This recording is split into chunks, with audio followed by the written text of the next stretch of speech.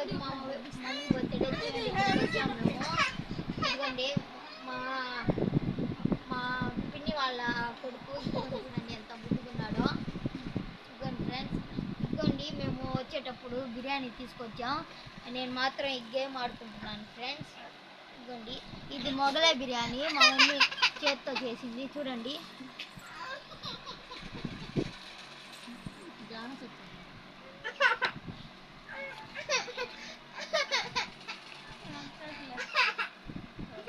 राहुल गाड़ा तुम बोला नहीं तो अब जरा ले ले खाने वाली